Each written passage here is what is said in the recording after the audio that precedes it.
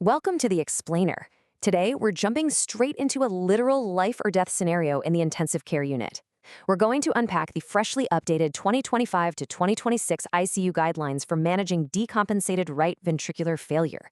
This is an absolutely critical update drawn straight from the ESC, ASE, and ESCM, and we are going to break down exactly how this crisis unfolds and, most importantly, how we can stop it. For decades, the right ventricle was kind of notoriously known as the forgotten ventricle, right? It was always playing second fiddle to the mighty left ventricle. But here is the critical hook. How does this normally relaxed, low-pressure system suddenly transition into a state of acute, catastrophic collapse in just a matter of minutes? Well, that's exactly what we're answering today. So here's our roadmap for the explainer. First, the right ventricle under pressure. Second, the deadly dual cascade. Third, hunting for hidden triggers. And finally, the stepwise rescue plan. Okay, let's dive right into this. Section 1, the right ventricle under pressure, from compensation to crisis.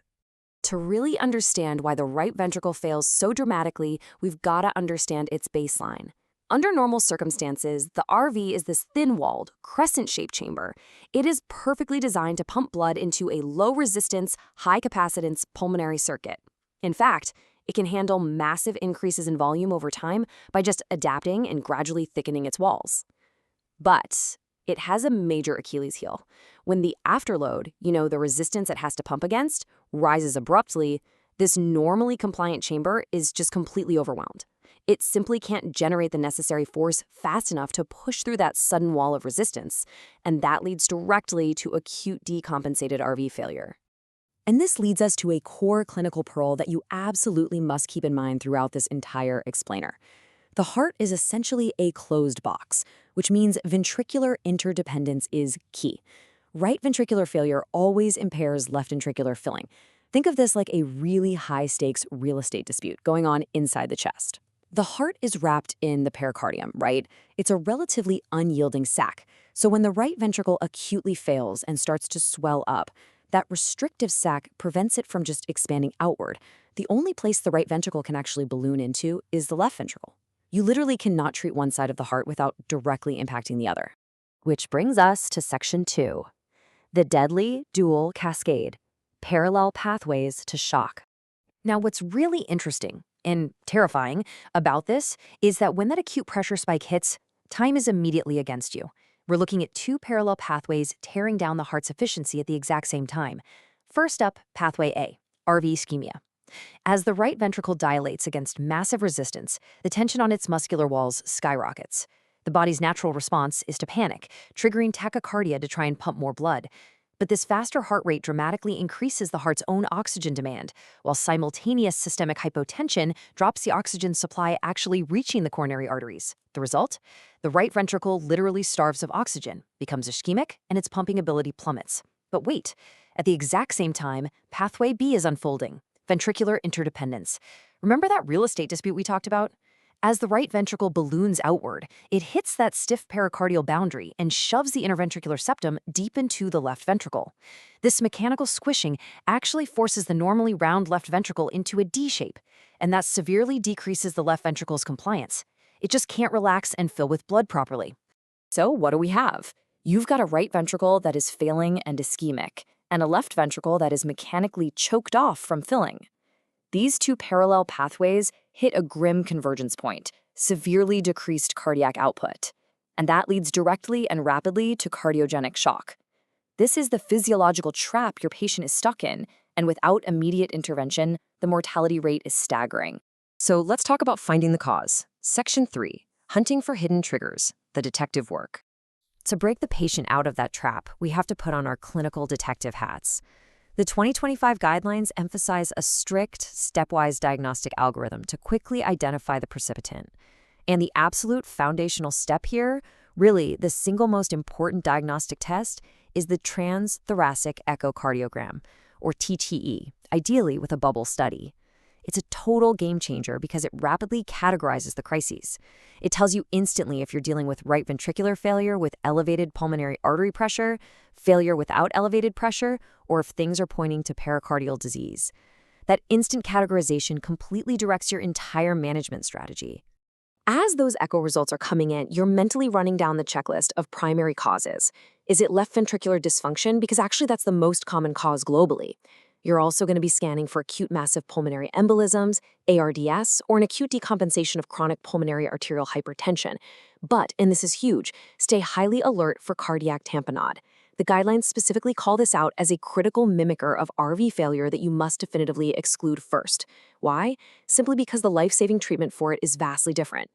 Now, while we naturally look for the big, obvious culprits like a massive PE or ARDS, the really crucial point here from the new 2025 guidelines is a major warning about occult infection.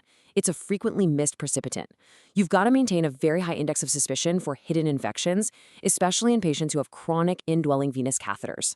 This subtle, kind of smoldering trigger is more than enough to quietly kick off that deadly dual cascade we just broke down. All right, so how do we fix it? Section 4, the stepwise rescue plan, reversing the collapse. Once we've nailed down the trigger, we move straight into the rescue phase. And listen, this requires a deliberate, calm, and highly methodical approach. There is absolutely no room for reflexive, panicked treatments here. The guidelines lay out an overarching sequential treatment algorithm, and you'll notice the strict order of operations. You cannot skip steps here. You must stabilize the hemodynamic foundation of the patient first before moving down the sequence to more advanced therapies, like pulmonary vasodilators or mechanical support. Let's take a look at how this sequence actually plays out. The structured rescue approach is broken down into 4 main prioritized actions. Step 1 is aggressively identifying and treating the precipitating causes we were just hunting for. Step 2 is correcting hypoxemia. We do this because oxygen is a potent pulmonary vasodilator that actually helps lower the resistance the right ventricle is fighting against. Step 3 is reversing hypotension to get that coronary blood flow back to the starving right ventricle. And finally, step 4 is treating volume overload. But pay close attention here. Volume reduction only happens after hemodynamics are stabilized. If you aggressively drop their preload too early, you could completely crash whatever blood pressure they have left. And this brilliantly illustrates why Step 1 demands such highly specific, actionable maneuvers. Because occult infection is so incredibly common, you should strongly consider empiric coverage for bacteremia. If sepsis is indeed the trigger, your fluid resuscitation has to be uniquely conservative. Pumping a standard, massive fluid bolus into a patient with right ventricular failure, that's just going to aggressively worsen the RV dilation and further choke off the left ventricle. For atrial tachyarrhythmias, you've got to execute precise rate control using digoxin or amiodarone. And lastly, correct severe anemia to ensure that whatever blood is actually managing to pump forward is carrying enough oxygen to keep the body's tissues alive. Now, just as important as knowing what you should do is knowing what you absolutely must avoid. The updated guidelines draw a hard, definitive line against a few outdated practices. Do not use verapamil or diltiazem for rate control. Their negative inotropy and systemic vasodilation are actively dangerous to a right ventricle that's already failing. Furthermore, avoid aggressive IV fluid loading at all costs. A failing, overstretched right ventricle simply cannot handle a massive fluid bolus. It's only going to worsen the right-sided dilation, massively increase that encroachment onto the left ventricle we talked about, and cause the patient's cardiac output to plummet even faster. So we've mapped out the dual cascade of ischemia and ventricular interdependence, and we've walked through the methodical, stepwise rescue plan required to reverse it. The tools, the updated diagnostics, and the strict sequence of operations are now in your hands. So I'll leave you with this thought. When your next patient in the ICU suddenly crashes into unexplained cardiogenic shock, will you remember to check the forgotten ventricle? Thank you so much for joining me for this explainer. Keep this stepwise approach in your back pocket, and I'll see you next time.